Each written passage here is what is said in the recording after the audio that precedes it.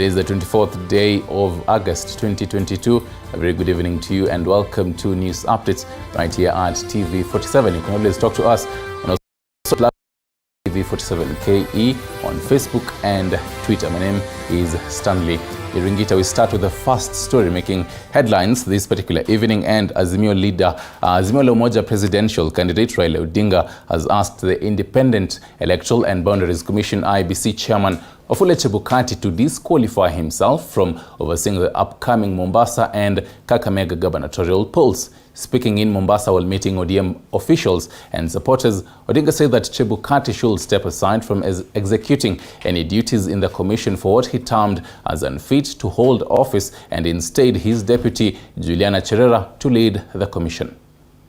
Tunataka kwanza mahakama iseme ya kwamba sisi ndio tulishinda. Na hiyo ni ukweli. Tulishinda, na badala ya kurudi katika uchaguzi tena tutangazwe washindi, tuende tukachukue kiapo.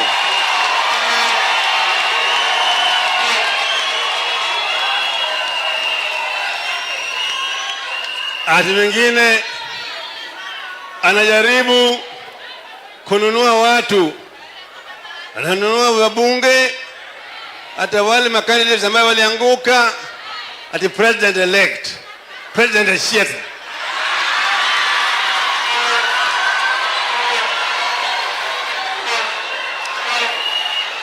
President elect sio mwingine ila ni nani?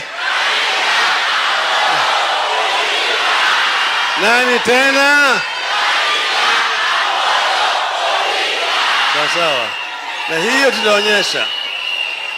tutaonyesha. Mliona ati yule mwizi mkubwa yao anaita sijui Chebukati. Huyo ametangaza ati kwanza aoni hata haya wale makomishona 4 wametoka wamesema hii si haki, hii ni wizi kubwa hii. Amebaki yeye peke yake, hata wale wawili waliogopa kwenda na yeye kule kwenye microphone. Ameingia katika hiyo ukumbi peke yake, na hiyo commission iko na wanachama 7, 6 hawakwe pale. Yeye ameenda pale peke yake, maana yake ilikuwa ameshapewa hongo kubwa, akaenda pale kutangaza. Sasa tena hata aoni haya, anasema hiyo uchaguzi wa Mombasa na ya Kakamega yaendelee kama yuko hapo. Tunasema hizi uchaguzi itafanywa chini ya usimamizi ya naibu wa chairman ya IEBC.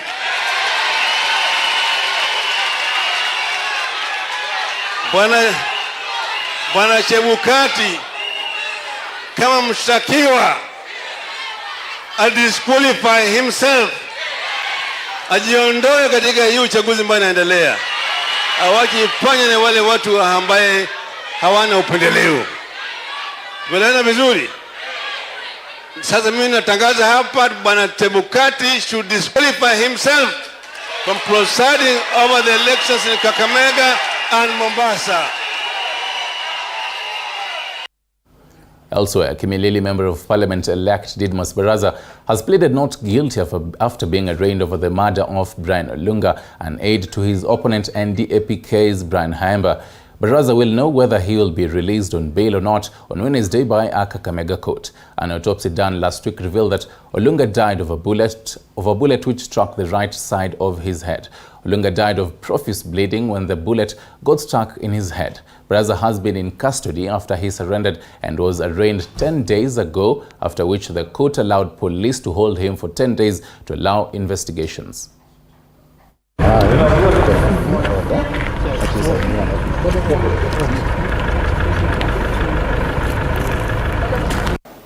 Mr. Kulubi, read out the information to the accused. You are comfortable with language, Kiswahili or English? English.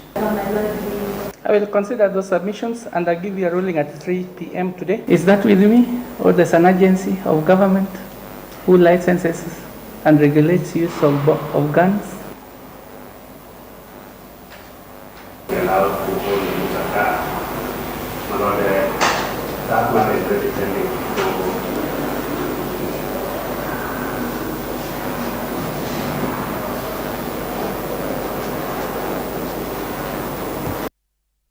Meanwhile, Education Cabinet Secretary Professor George Magoha has today indicated that parents shouldn't be worried about the second term being short because most of the schools have completed the term's syllabus. Magoha has at the same time warned school heads against sending students home for lack of fees. According to Magoha, they should instead establish a working relationship with the students just like the other school heads have done. Says Magoha was speaking after commissioning a CBC classroom at Muhiri Mushiri Secondary School.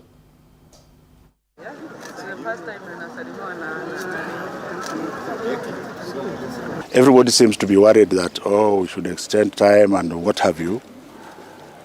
In my assessment, I have noticed that a large number of schools have already completed the syllabus, and all that they need to do as they revise is to apply the knowledge that they are revising, so that you don't just go through the syllabus again like a machine.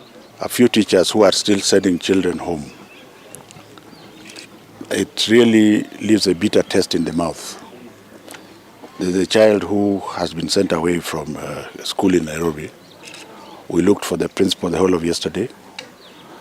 We have looked for the principal today, and the child has only gone back to school today. I am saying this as a parent and grandparent myself. If somebody is struggling and has paid all the fees for the year and only has a balance of 30,000 shillings, and the sister is assuring you that she will continue to pay as we move along, and you feel compelled that the child must go home, then again, I'm trying not to use very strong words, but I think even in my slight words, I would say that that is not proper, it is not human.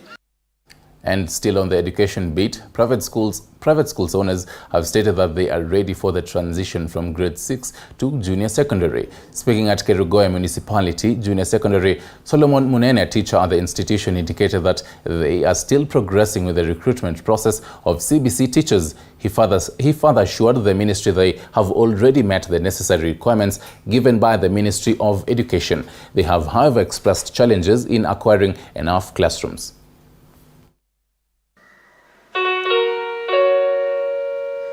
Sisi kama shule ya Kerugoya Municipality tumeanza kufanya recruitment ya walimu wa kufunza junior secondary schools. Tumekuwa na interviews na tunaendelea kufanya hizo interviews, walimu wanakuja, na tungeomba kama naibu mkuu wa Kenya Public Schools Association, ningewaomba wakurugenzi wa shule za kibinafsi waanze kujitayarisha mapema, manake walimu kule wako, na sisi tumefanya kushirikiana na Teacher Service Commission, na tumekubaliana ya kwamba hata wale walimu ambao wako na wao na wakufaulu kuchukuliwa katika nafasi ya kufundisha kule kwa Kenya kwa secondary schools, public secondary schools, tutaungana na wao wataweza kutupatia walimu ili tupatie members wetu wa public schools waweze kuwapatia nafasi ya kufunza katika shule zao.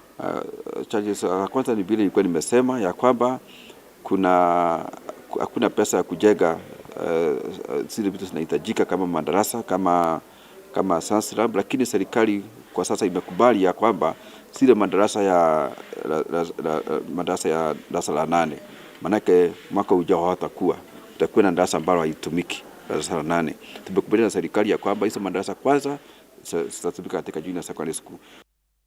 Back to some politics now, and a group of women who vied for various political seats in Murang'a County but did not succeed has asked the county's governor-elect Irungu Kang'ata, in conjunction with other elected leaders, to ensure that they consider and implement the visions they had for the county while running for the various political posts. Speaking to the press, speaking to journalists in Murang'a Township, the leaders of this group have also encouraged all the elected leaders to cooperate and work together to improve and change the lives of the residents.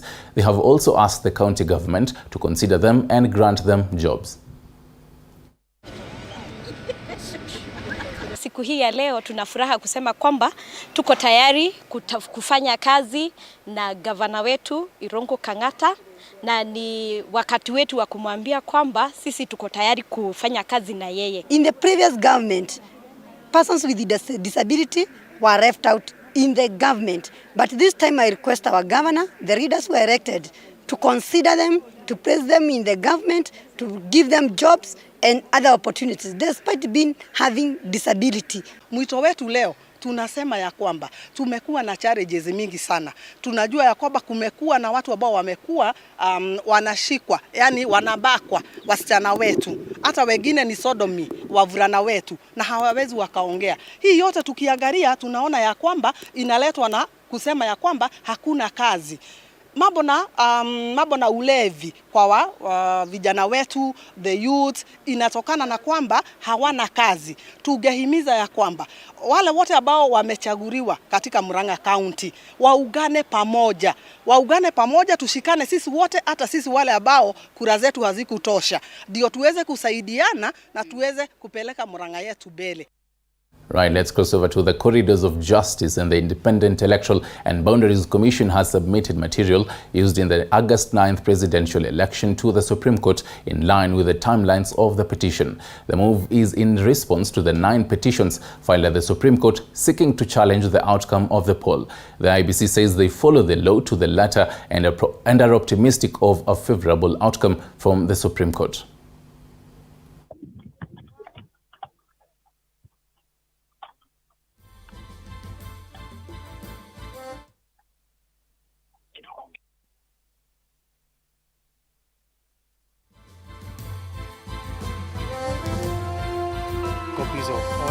Certified copies of all Form S, that is Form 34S, and certified copies of Form 34B, and certified copy of Form 34C and Form 34D. Those are the things we have submitted and officially received by court. Now it is in court custody, so we are done with our obligation of submitting those election materials to the court as per the court rules and regulations. Any electronic device that were used? All those forms are also submitted in electronic format. And in terms of the KIMS kit, the details, the portal, the IP, the address, have you submitted all that? Those are not things required at this stage. If court make an order to submit, the commission is ready to submit any information that court will require to submit. Yes, you've submitted all the documents. Are you satisfied with the process that the IEBC conducted and the results that were announced by the chairperson? We are very, very satisfied. Election is a very regulated process. We have followed the election law to the letter. We are very confident that there is no any violation of any procedures, rules or regulation. But that is why we have court. It is court to determine. When will the commission officially file its responses over the 9 petitions? There is time in the court regulation. Maybe I'll ask Lawyer Wambua, what is the timeline for? We have been given until the 26th of August, 27th of August, to file all responses. That's on Saturday. Lastly, Bwana Commissioner, the division that we are seeing from the IEBC commissioners, what would you like to say about it? Because 4 distant themselves from the results that was announced. The 4 are also respondents to this case, including yourself.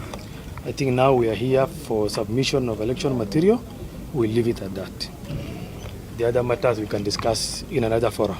CEO, maybe can you say a word concerning that number of you have mentioned as respondents individually? I don't know whether individual in your own capacity or commission of the IEBC, do you plan to? We shall discuss that when we are making our submissions. Now we are only bringing the election materials as per the court requirement, and we have done that. So I think we want to leave it at that. Thank you very much. Can we hear from the CEO, please? No, I think the commission is Commissioner Molo is representing us, and whatever. Right, and we'll definitely be updating you on that story in our subsequent bulletins. And obviously, we are keeping tabs on the processes unfolding at the Supreme Court, and we'll be updating you as that particular ruling is heard. Now, listen to this next story about Fast and Furious. Basically, a dramatic chase cooperation ensued between a 9-year-old minor and traffic police officers for the better part of the day along Mombasa Road as a 40-year-old man allowed his son to drive himself to school. The officers pursued and impounded the vehicle, arresting the guardian on the spot. Taken aback by the event, the police officers dropped off the minor to the designated school in Athi River. Athi River Boys Police Mary Njoki cautioned parents against allowing the underage children to drive vehicles, saying it endangers other motorists and it's contrary to the Traffic Act.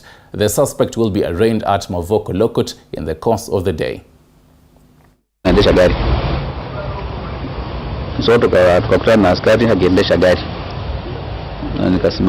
Traffic police officers pursued the motor vehicle, whereby they established that the underage boy was driving his father's vehicle, whereby they arrested the father of the boy, and he was taken to Athi River police station, whereby he will be taken to court this very day to answer charges of Traffic Act. Parents should not allow their underage children to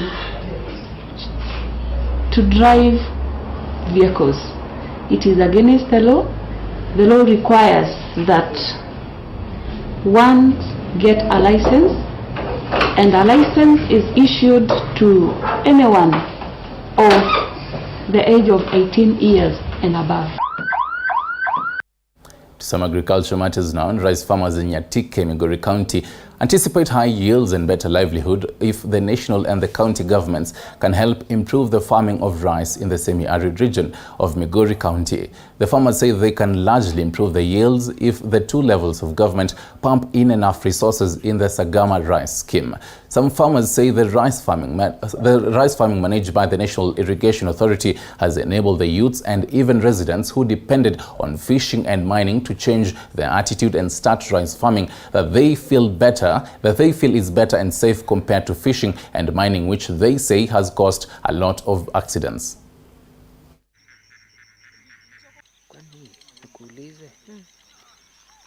The scheme has a potential of about 19,000 acres, and that is the area that has already been designed. But when now a dam is constructed upstream, we are likely to have additional 55,000 acres.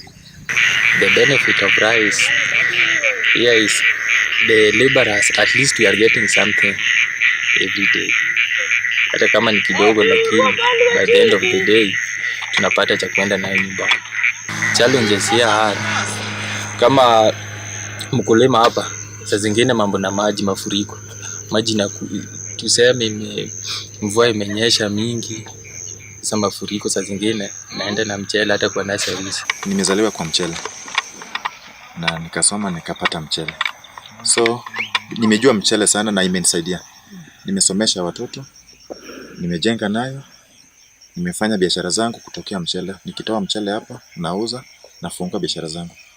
So mchele imesaidia.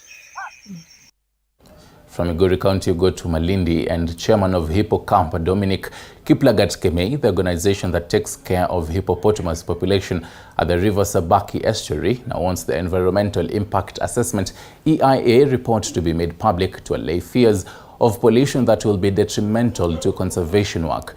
Managing Director of the Malindi Water and Sewerage Company, Gerald Mombire, however, says that all protocols were followed, including involving the community around the project and approvals by line government agencies.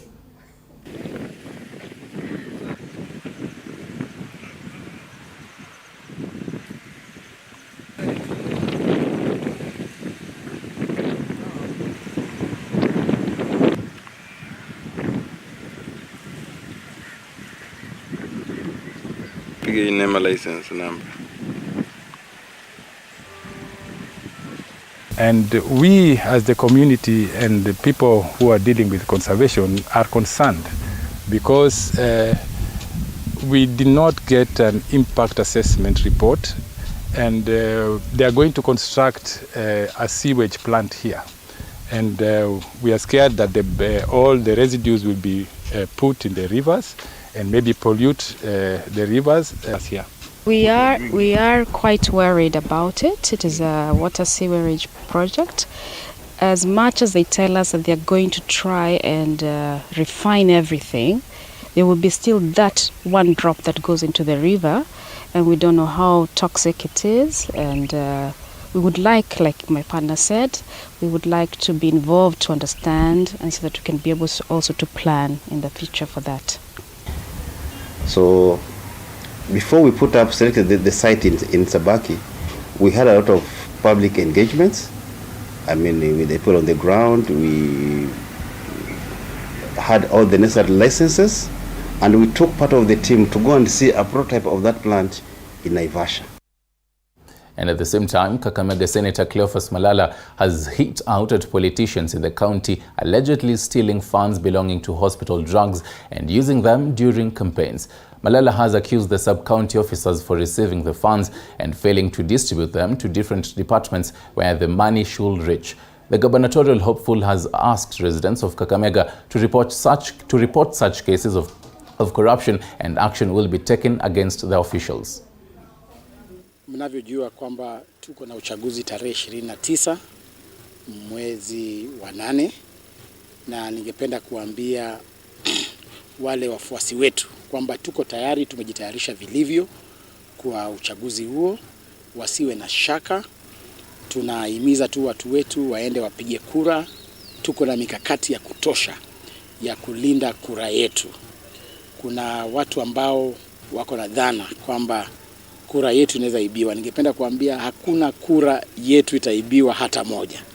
Tumeweka mikakati katika kila polling station kuhakikisha kwamba ile kura ambayo unaenda kupiga kama mfuasi wangu inaenda kuchungwa vilivyo. Kuna POs na clerks ambao Mheshimiwa Paranya anakutana nao kila wakati. Anakutana nao akiwa convinced kwamba waeze iba kura ndio wasaidie yule candidate wake. So POs